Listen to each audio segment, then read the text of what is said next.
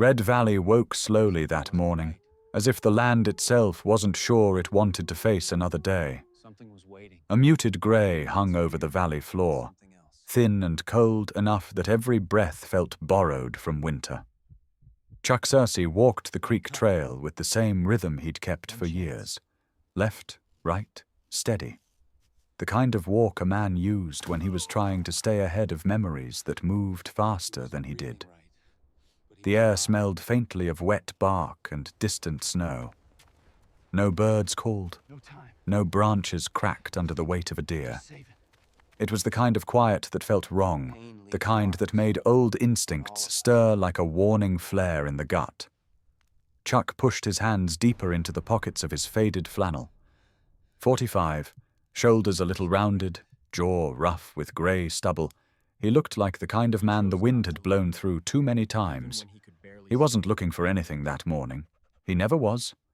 Walking was just what he did when sleep refused him, when the nights stretched. Too long and the ghosts too close. But then the path curved, and something dark swung in his peripheral vision. He stopped. Breath held. The shape dangled from a cottonwood branch over the creek bed, swaying just slightly. At first it looked like someone had dumped an old duffel bag, and the wind had claimed it. But duffel bags didn't tremble. They didn't kick weakly at the air.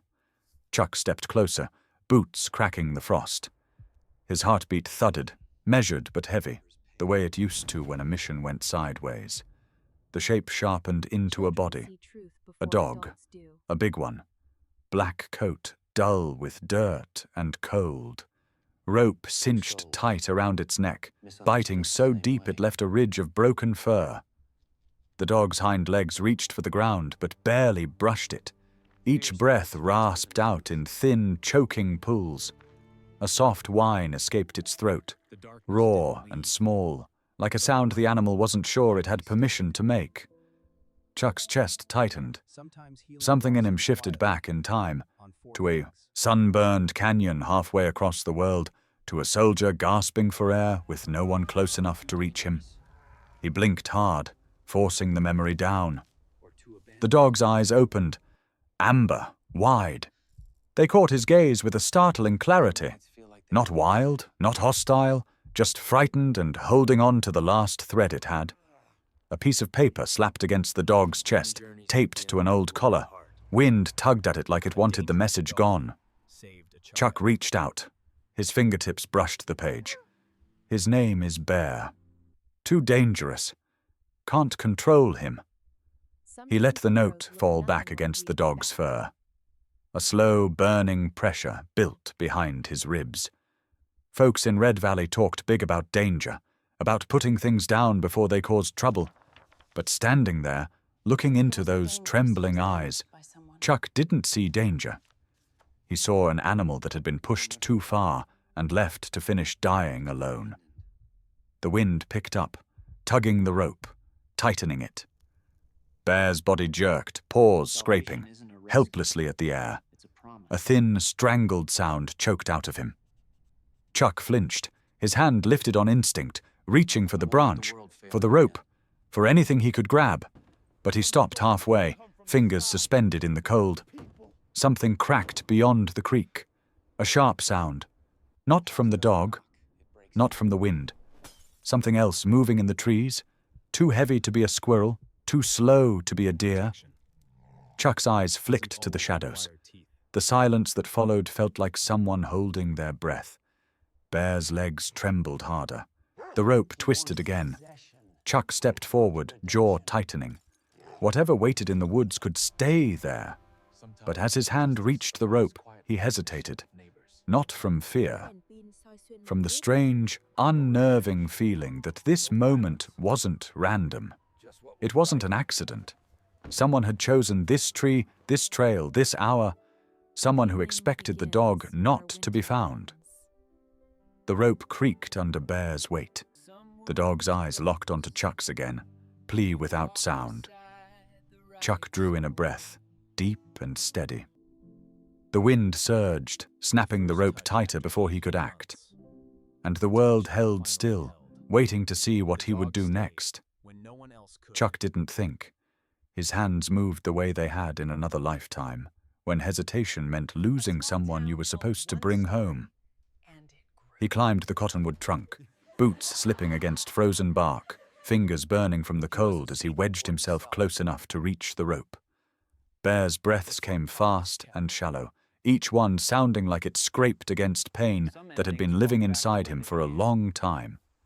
The rope fibers bit into Chuck's palm as he steadied the dog's weight with one arm. His knife slid under the tensioned strand. One clean pull. The rope snapped with a dull crack. Bear dropped into his arms like a sack of pure exhaustion. Too light, too weak. The dog's head rolled against his shoulder, body convulsing in small jerks as it tried to find air without a noose around its throat. Chuck tightened his grip, one hand gripping the back of Bear's neck, the other supporting his ribs. He could feel the tremble running through the animal's entire frame. "Hang in there. Don't quit on me." He didn't know if he spoke aloud or if the words stayed in his chest. He just knew there was no universe in which he left this creature lying in the frost to die. The forest was silent behind him as he ran. Bear cradled awkwardly but securely in both arms. Chuck's breath fogged in harsh bursts, the winter air tearing at his lungs. The trail blurred under his boots. He moved fast for a man his age, fueled not by strength, but by something old and buried that he wished he didn't recognize. The feeling of carrying someone broken and praying you'd get there in time. His cabin came into view through the trees. Weathered boards, sagging porch, chimney coughing, thin smoke. A lonely place. But it was warm, and right now that was enough. He kicked the door, open with his heel, and lowered Bear onto the faded quilt near the stove. The dog's chest rose and fell in erratic little jumps. Chuck crouched beside him, fingers working without instruction. Water. Warm, not hot. He filled a bowl and slid it closer. Bear didn't lift his head. "Easy. You're all right. You're here." He grabbed a washcloth, soaked it in warm water, and pressed it gently along the swollen rope burn. Bear flinched but didn't pull away. Chuck's jaw tightened. He'd seen rope burns like this in Afghanistan, on wrists, ankles, sometimes throats. They all told the same story. He didn't say it aloud. Naming the cruelty wouldn't undo it. He checked Bear's paws, ribs, joints. Too thin. Bruises like old bruises where bones pressed too close to skin. Whoever left that note hadn't been afraid of him. They'd been done with him. Chuck wiped the blood from his fingers on the hem of his shirt, not minding the stain. He'd ruined more shirts for worse reasons, but when he sat back on his heels, the room suddenly felt too small, too intimate. Bear wasn't just an animal in trouble. He was breathing in Chuck's cabin, lying on Chuck's quilt, relying on Chuck's hands. All things that should have felt simple, but didn't. He shouldn't get attached. He wasn't good at holding on to things. He'd lost too much. A marriage that slid through his fingers. Friends he put in the ground. A version of himself that hadn't flinched at the sound of slamming doors. He stared at the fire, jaw clenching. He had promised himself he wouldn't take care of anything that could hurt to lose. And then his knees buckled. Not physically, but somewhere deeper. He blinked, and for a split second the firelight flickered into something else. Orange dust, screaming. A hand reaching toward him through the smoke. Marcus, his voice somewhere behind the explosion, calling for help that Chuck couldn't give fast enough. He jerked upright, breath caught. The cabin was quiet, just the whistle of wind through the eaves. He scrubbed a hand over his face. Not now, not tonight. A soft scraping sound broke the silence. Chuck lowered his hands slowly. Bear was moving, barely but moving. The dog dragged himself forward inch by inch, paws trembling, body still too weak to stand. He stopped only when his head reached Chuck's boot. And then he rested there, eyes half open, breath warm against worn leather. Chuck froze. He didn't know why that simple gesture hit him harder than any cry, any bark, any desperate plea could have. Something small and honest pressed into him. Trust that hadn't been earned, hope that hadn't died. He swallowed hard. You should be resting, buddy, but the dog didn't move away. He just stayed, leaning the weight of his head on Chuck's boot, as if anchoring himself to the only safe thing he could find. And Chuck, despite every wall he'd built, didn't move either. Night in Red Valley had a way of settling too quickly, as if darkness preferred this part of Wyoming. By the time Chuck finally drifted into a shallow sleep, the fire had burned low, the room washed in a dim orange glow that flickered against the log walls. Bear lay nearby on the quilt, breathing in thin, rattling pulls. For a while, the only sounds were the stove crackling and the dog's unsteady breaths. Then the wind changed. A hard gust slammed against the cabin door. The windows rattled. Something loose on the porch banged once, sharp and sudden. The sound sliced through Chuck's sleep like a blade. He bolted upright, chest heaving. Sweat broke along his spine despite the cold air. The room darkened around him, shrinking, tightening, bending at the edges. He couldn't tell if he was in Wyoming or back inside that broken house in the Korangal, the one they'd taken shelter in before the ground went orange. His breath wouldn't come right. Short, fast, shallow. A pressure built behind his ribs, familiar and unwelcome, the kind that wrapped itself around his throat until the world narrowed into panic. He braced his palms against his knees, eyes locked on the door. Every nerve in his body was convinced someone was about to kick it open. He saw it in flashes. Sand. Smoke. Marcus dropping to his knees. The thunder of the blast swallowing his name before Chuck could reach him. No, not now. Not here. He squeezed his eyes shut and forced air in through his teeth, but the shaking wouldn't stop. The cabin felt too tight. The fire too dim. The shadows too close. Panic began to pulse through him in hard, uneven waves. Then there was a sound. Soft. Fragile. Barely a whisper of movement across the wooden floor. Bear lifted his head. The dog shouldn't have been able to move much at all. His body was too battered, his neck still raw, ribs sore from whatever life he'd endured before Chuck found him. But somehow, with effort so slow it looked painful, Bear dragged himself across the floorboards. Chuck didn't notice at first. He was trapped inside the storm of his own heartbeat, hands clenched, breath stuck. But then something warm brushed his ankle. He opened his eyes. Bear was there, chest pressed to the floor, legs trembling, body swaying from the effort of moving. He lowered his head until his muzzle rested against Chuck's boot, just as he had earlier. Then he pushed a little farther, nudging gently, grounding him in a way words never could. Chuck inhaled sharply.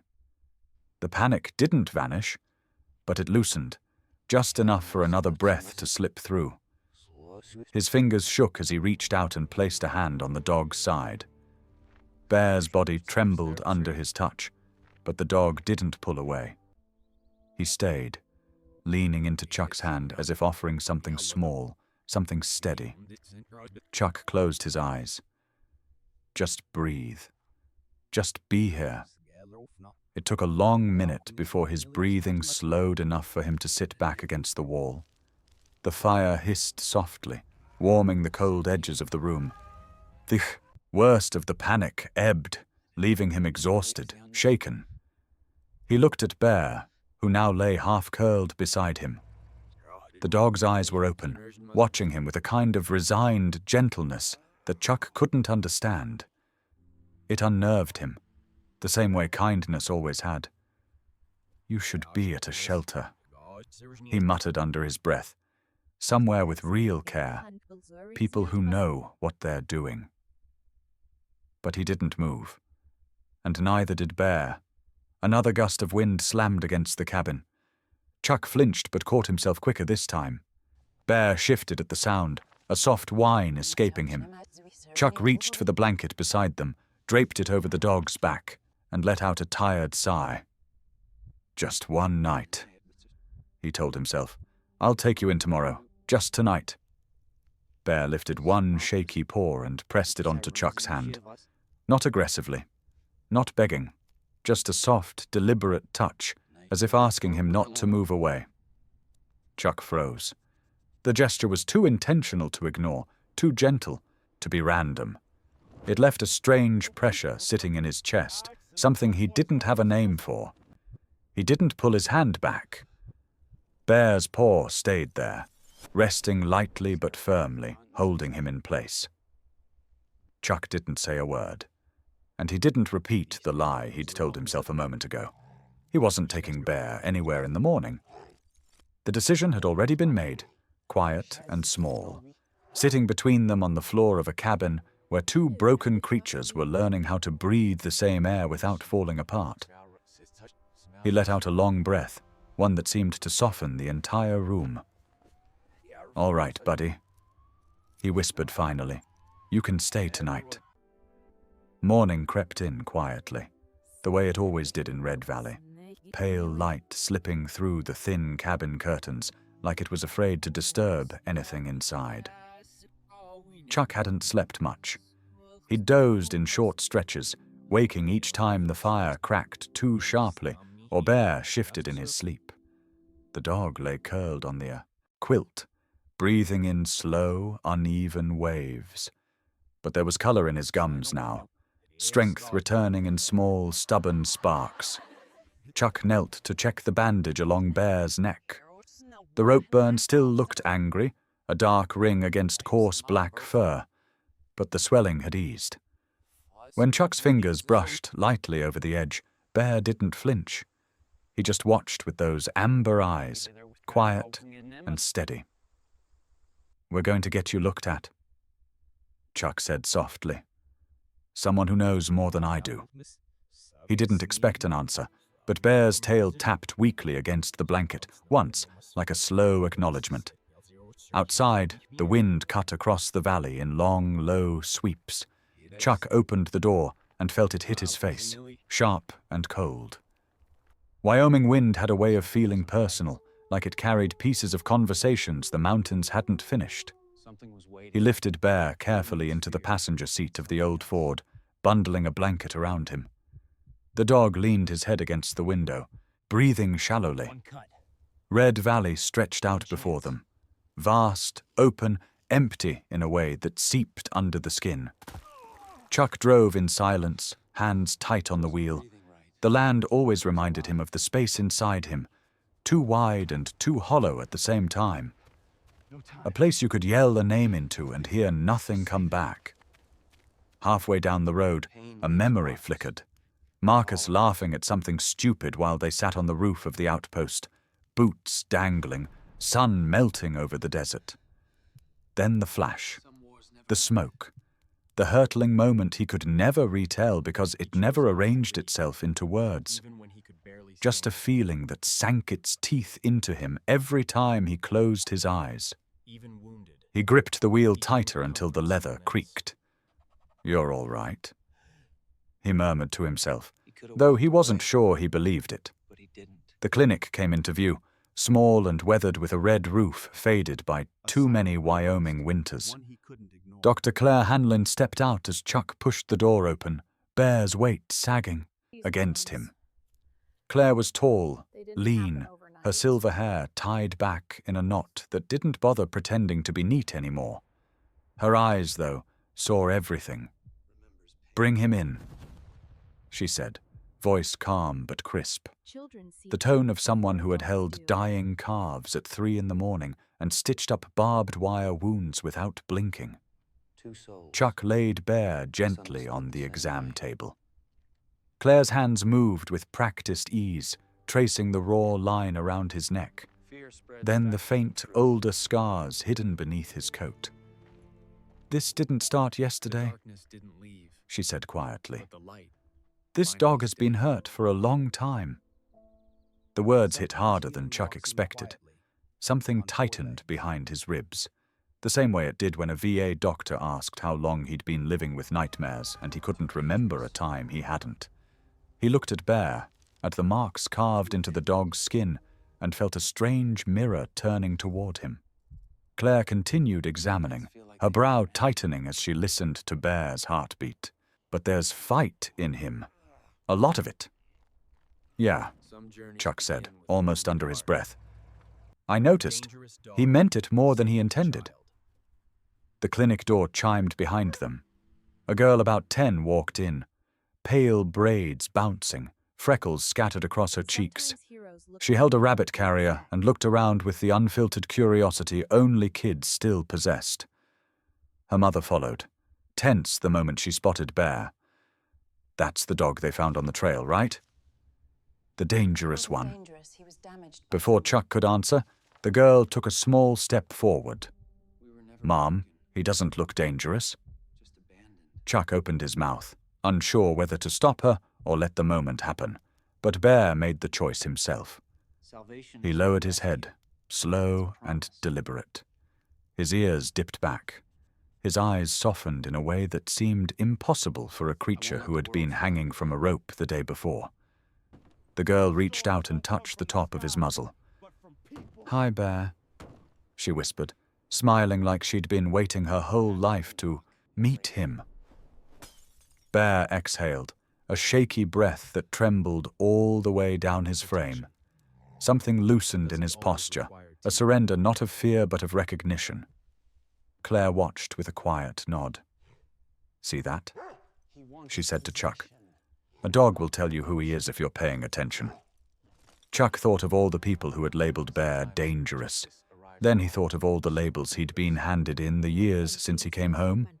Broken, unstable, hard to be around. Words people used when they didn't want to understand something that didn't fit neatly in front of them. He looked at Bear, scared, scarred, gentle. Then he realized something simple and unsettling. Maybe they were both creatures the world had misjudged. As Sophie left with her mother, Bear watched her go, tail flicking once against the table, a gesture small but unmistakably hopeful. The wind howled outside, rattling the edges of the clinic windows, but inside the room, Chuck felt the first quiet shift he'd felt in years. Not a solution, not forgiveness. Just a tiny moment where memory and present sat side by side without tearing him apart. Bear turned his head toward him. Yeah, Chuck whispered, almost to himself. I see you. The story of the dog spread through Red Valley faster than Chuck expected. Not because he told anyone, but because small towns didn't need help carrying news. A rancher saw Chuck's truck at Claire's clinic. A clerk at the feed store mentioned hearing a dog whining in the back seat. By the end of the week, every porch light in town felt like an eye turned towards him. They didn't say anything to his face at first. Just quiet stares over grocery carts, murmurs when he passed by with Bear walking slowly at his side. A few parents pulled their kids closer. One woman crossed the street entirely. Dangerous, someone whispered near the post office. That's the one they found hanging. Don't get too close. Chuck tried to ignore it. He'd lived with people's assumptions. Before, folks saw what they wanted to see. A soldier who came home wrong. A man who didn't wave back. Someone with shadows under his eyes that didn't fade. But when they aimed that same fear toward Bear, something in him bristled. He didn't say anything. Just kept walking. Kept working with Bear the way Claire instructed. Gentle stretches, soft commands, slow steps around the neighborhood park to rebuild strength. Bear stayed close to his leg every time, as if unsure whether he was allowed to trust anything beyond that small radius around Chuck. It happened on a Thursday afternoon, the kind of cold, sharp day where winter teased the valley even though fall wasn't done yet. Chuck had taken Bear to the park again, the one near the school where families gathered after classes let out. Kids ran across the grass, shouting through wool scarves. A few parents eyed Bear from a distance, but he moved quietly, head down, tail low, body curved slightly as if apologizing for taking up space. Daniel Harper, a 7-year-old with a mop of brown hair that never stayed flat, kicked a scuffed red soccer ball across the park. His mother stood nearby, distracted by a phone call, coat half-zipped. Daniel chased the ball with all the single-minded confidence of a kid who believed the world would always stop when he needed it to. The ball slipped away from him, rolling down the gentle slope towards the road. Daniel sprinted after it. Chuck saw the truck before anyone else did. An old blue pickup, too fast for the icy patch it hit. The back end fishtailed, tires screeching loudly enough to make birds lift from the trees. The driver fought the wheel, but the truck slid sideways, straight toward the edge of the grass where Daniel ran. Chuck shouted. His voice tore through the cold air, but Daniel didn't hear it. Bear did. The dog launched forward without hesitation. No bark, no warning, just movement, sharp, decisive, immediate. His paws dug into the patchy grass, his muscles tensed despite lingering pain. He barreled into Daniel with a force that sent the boy tumbling into the brittle grass, sliding to a stop just out of the truck's path. The pickup skidded past them, missing by inches before slamming to a halt against a snowbank. Silence fell, the kind that doesn't belong in a park full of children. Daniel sat up, stunned. Then he burst into tears. Bear stood in front of him, chest heaving, legs trembling from the impact. His head was lowered, not in fear, but in that quiet, steady posture of a creature who had made a choice and was waiting for the world to catch up to it. Parents ran. Daniel's mother dropped to her knees, wrapping him in her arms before turning toward Bear with wide, trembling eyes. "That dog? He saved my son." The word spread faster than the truck had slid. Within minutes, neighbors emerged from porches. Teachers stepped outside. Kids whispered to one another, wide-eyed. Someone said, "Isn't that the dangerous dog?" Someone else said he didn't look dangerous just now. Someone murmured, "A hero, maybe." Or maybe both. The sheriff arrived, drawn by the commotion. He crouched near Bear, studying the dog quietly before standing and calling out, "The kid's alive because of him." Let's be clear on that. Chuck felt everyone's eyes turn to him, some soft with gratitude, some wary, uncertain, others conflicted, pulled between old fear and new facts. A woman stepped forward, arms crossed tightly. "So what now? Are you keeping him? Or sending him somewhere that can handle a dog like that?" Chuck didn't answer right away. He looked at Bear, who stood trembling but upright, eyes flicking between him and Daniel, as if still assessing danger that had already passed. He thought of the rope around Bear's neck, the note calling him too dangerous, the people who'd chosen the easy way, walking away and letting the dog bear the weight alone. And then he heard his own voice, quiet but steady. Leaving would have been easier. The dog chose harder.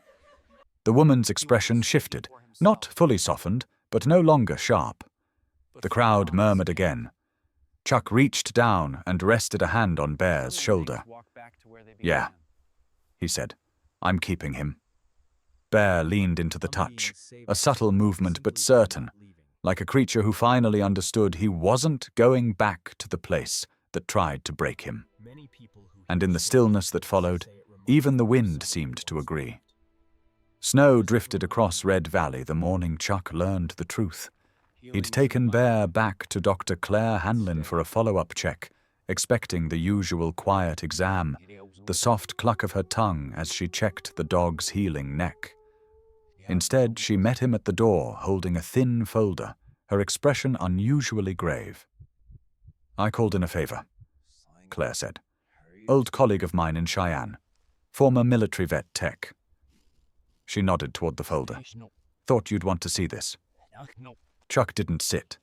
He just held the file and opened it slowly.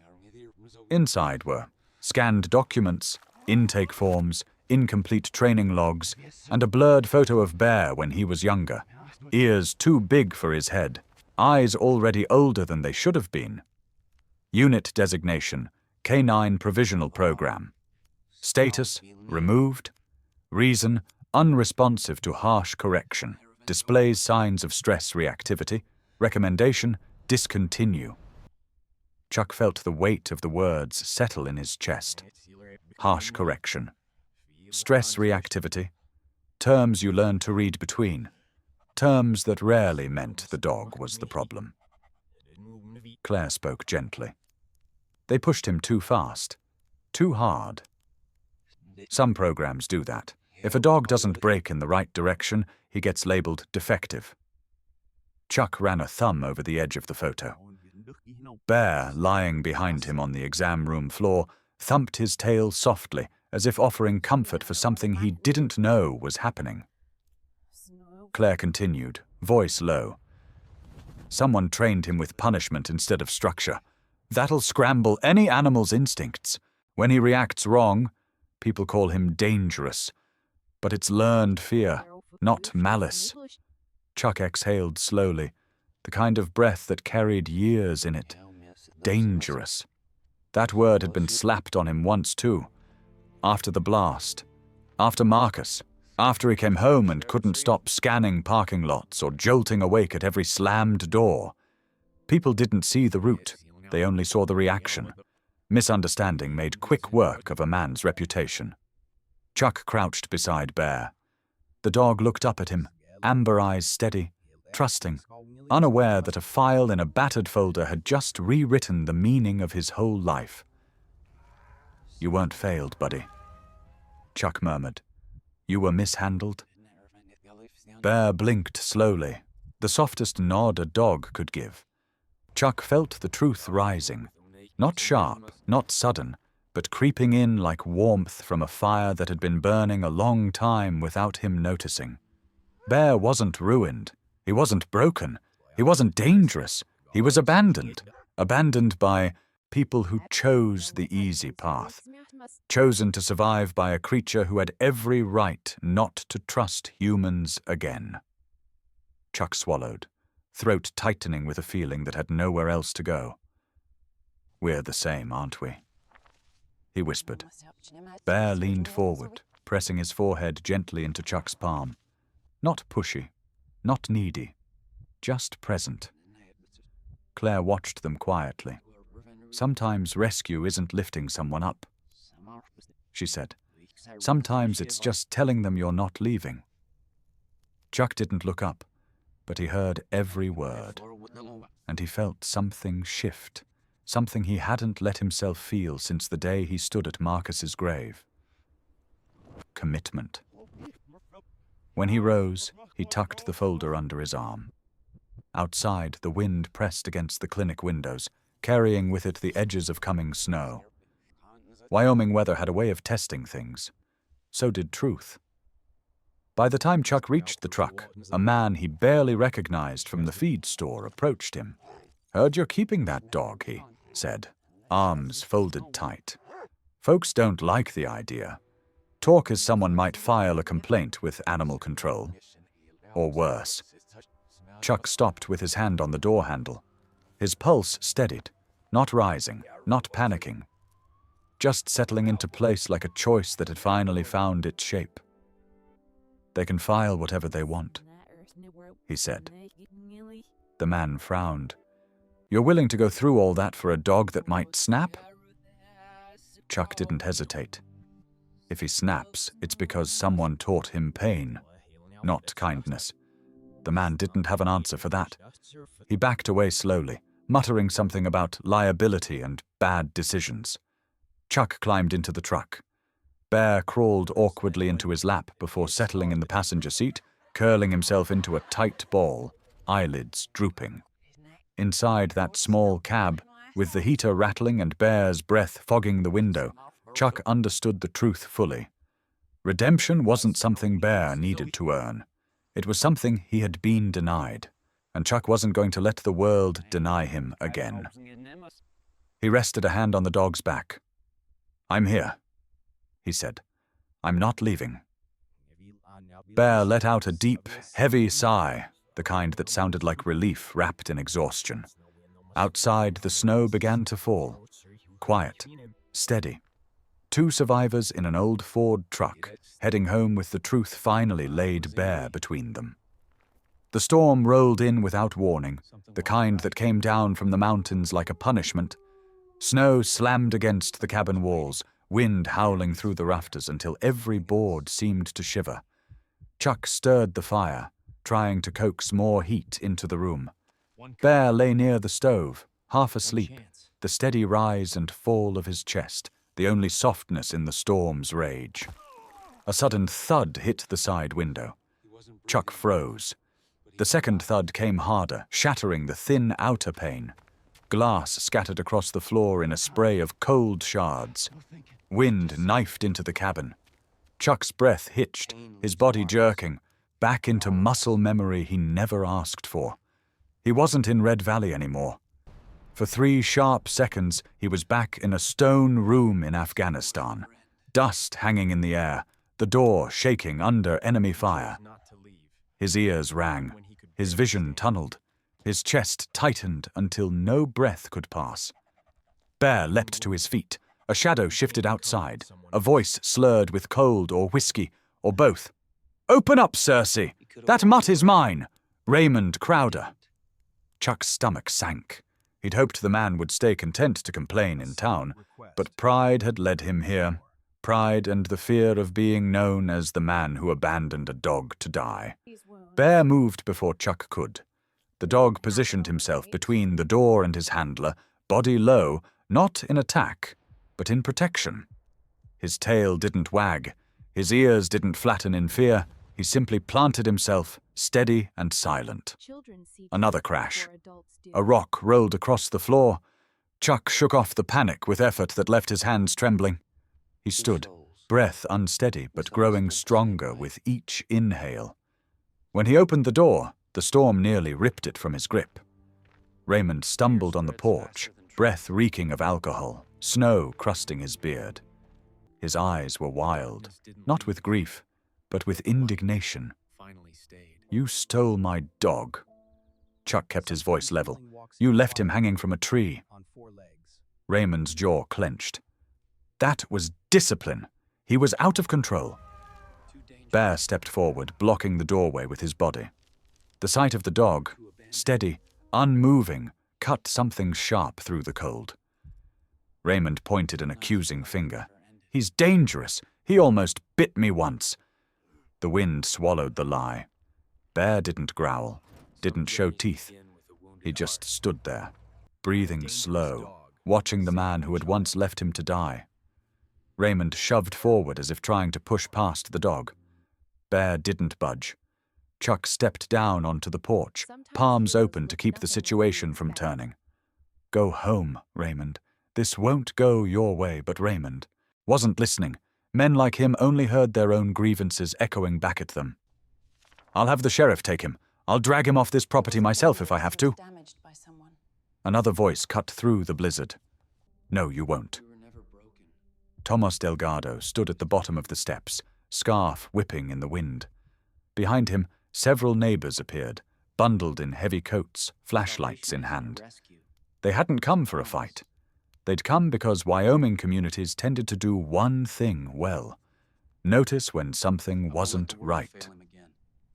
"Raymond," Tomas said, his voice carrying over the storm, "you left that dog swinging from a rope.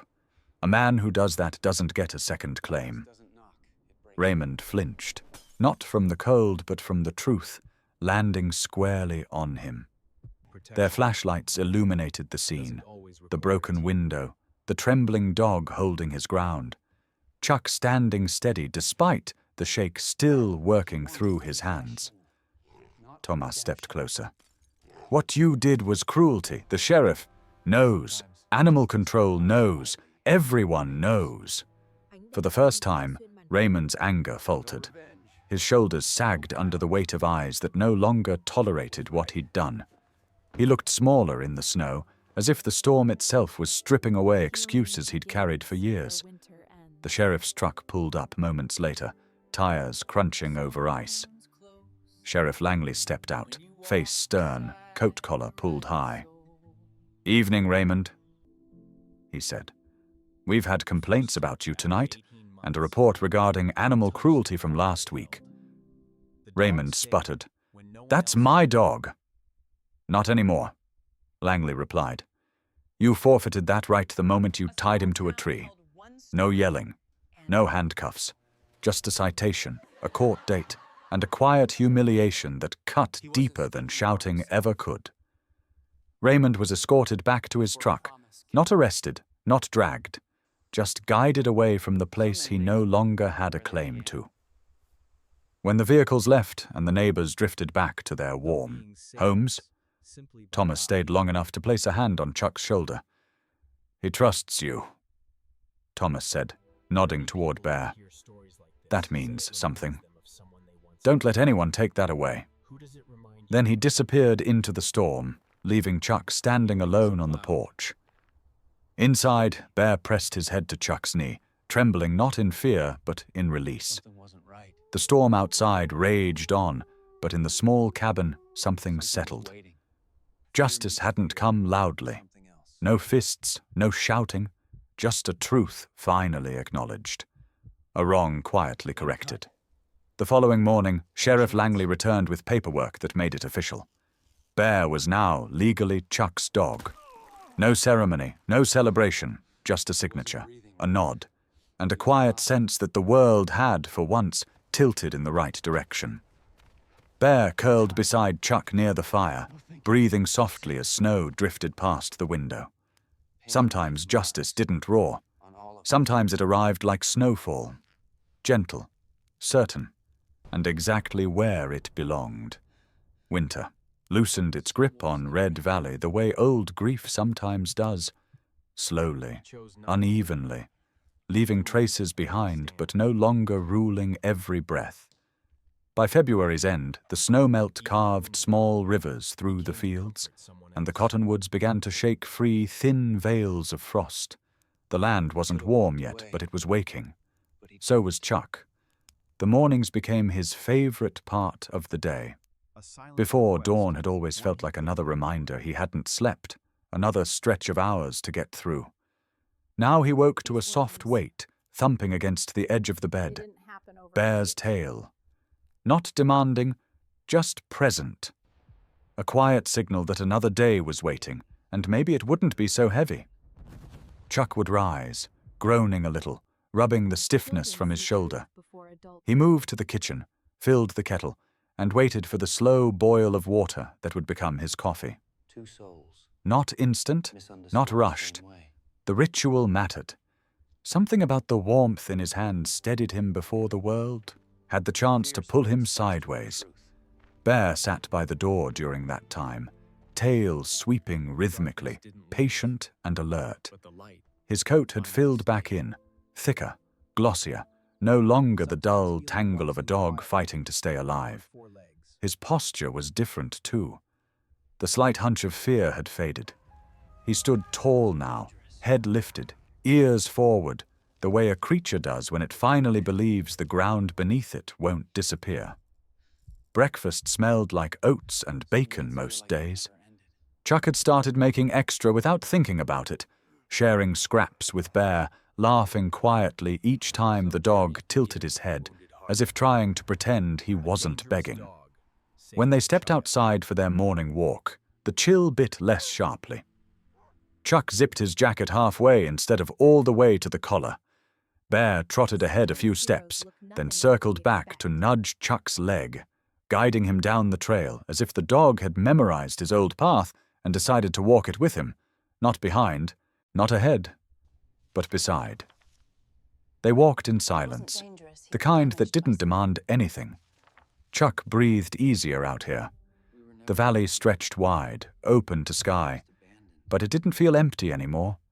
A man could fill it with his own small hopes if he learned to carry them right. As they passed the creek, Chuck paused. The cottonwood still held the faint scar where a rope had frayed. Snowmelt glistened on the bark. Bear didn't look at it long. He sniffed the ground once and moved on. Chuck followed, Healing didn't always need a ceremony. Sometimes it just needed time and a direction to walk. Inside the cabin, light changed too. Chuck had repaired the broken window from the storm with new glass he bought himself, wiping off the frost from the edges. He opened the curtains in the mornings now, something he hadn't done for years. Sunlight softened the wood panels. The corners no longer felt like places things hid. The fire still burned each evening, but it wasn't a shield anymore. More of a companion.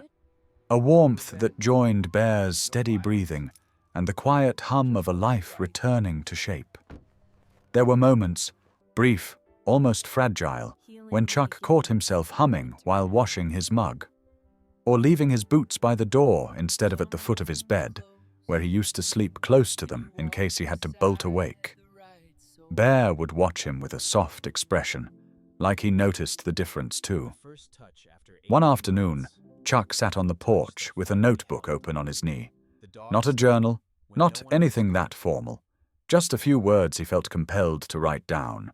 Nothing about war, nothing about loss, just small things. The color of the sky, the way Bear shook after a nap, ears flapping like loose pages. Coffee that tasted better this morning for no reason he could name.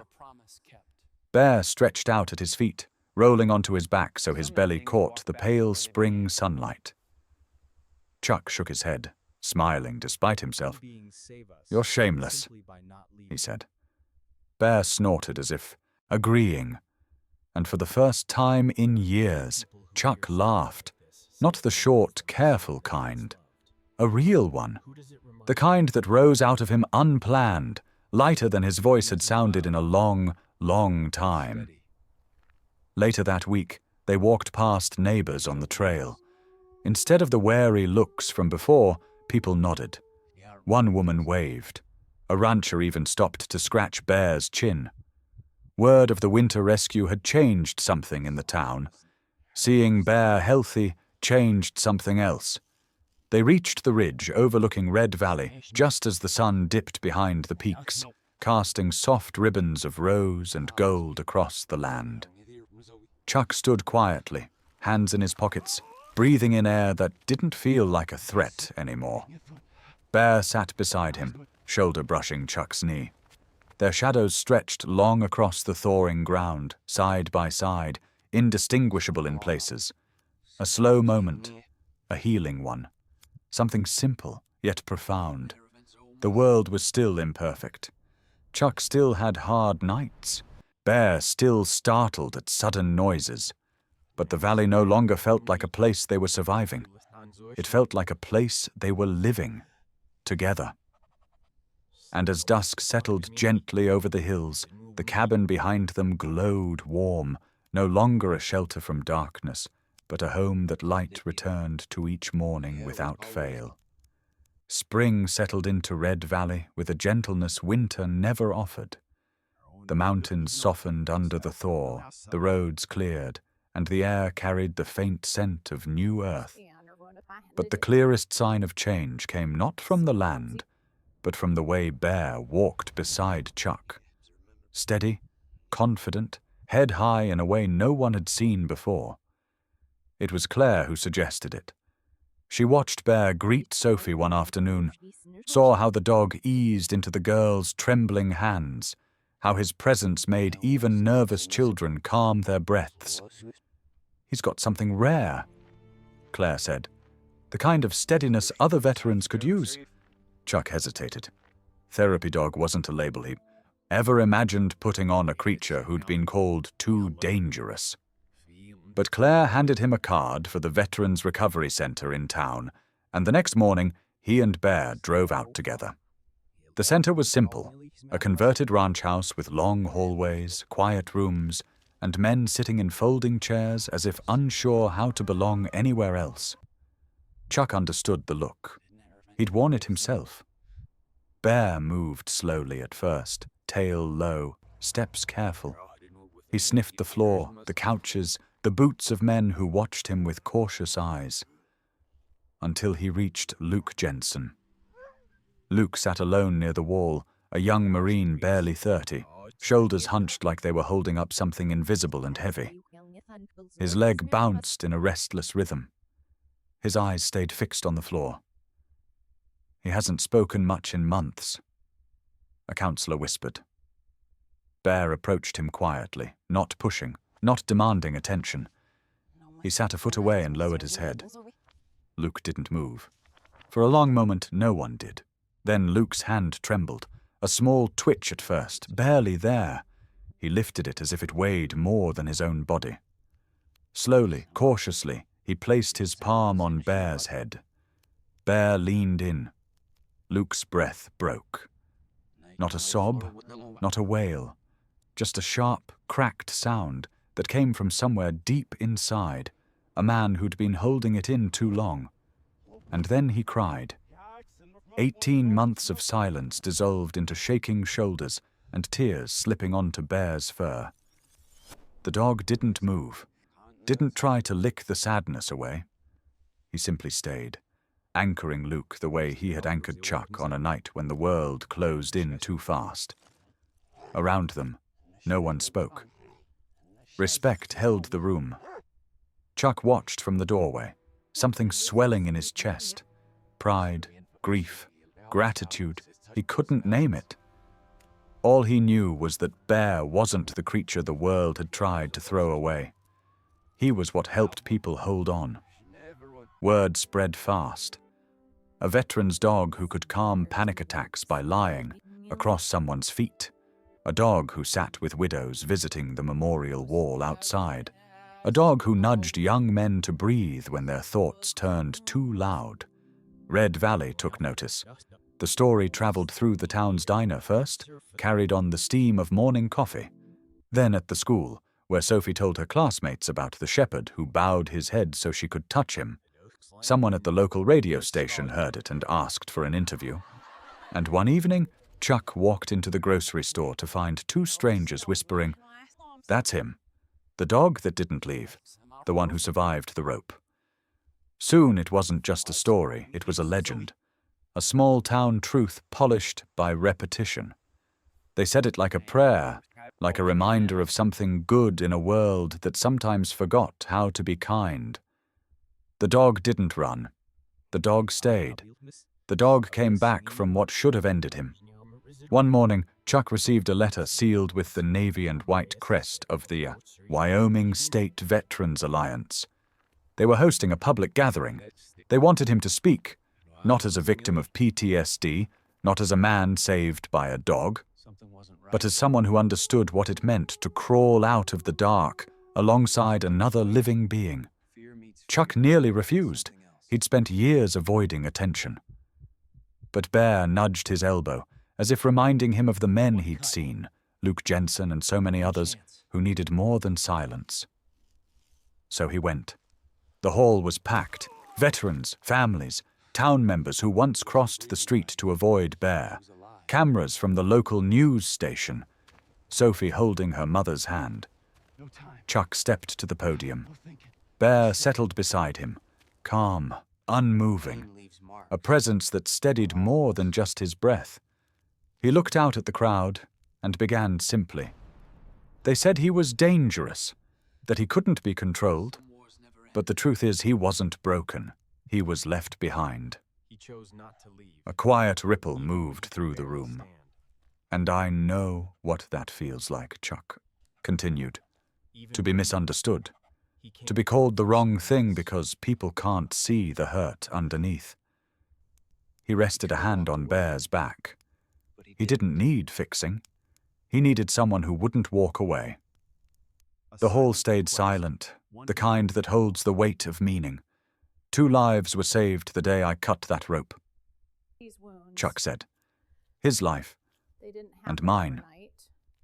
Sophie wiped her eyes. Luke Jensen bowed his head. Outside, the evening light filtered low over the parking lot, casting long shadows of a man and his dog. Side by side, indistinguishable in places, bound not by rescue, but by promise. And throughout Red Valley, people repeated the same quiet truth. The dog didn't leave, even when the world left him. That's the kind of miracle you don't forget. The sun in Wyoming didn't set so much as withdraw, slipping behind the ridge like a tired guardian calling it a day. The sky over Red Valley unfurled in quiet colors, lavender fading into rose, rose into a deepening blue that held the first silver hints of night. Chuck and Bear walked the familiar curve of Creek Trail, the same path where a rope once swung lightly in the winter wind. Tonight, though, the air felt different, softer, as if the land itself exhaled. Chuck slowed when they reached the cottonwood. The scar on the bark was still there, a faint groove where the rope had bitten in. It no longer made his chest tighten. Instead, it grounded him. A reminder of the day everything broke and everything began. Bear sniffed the base of the tree, tail swaying gently.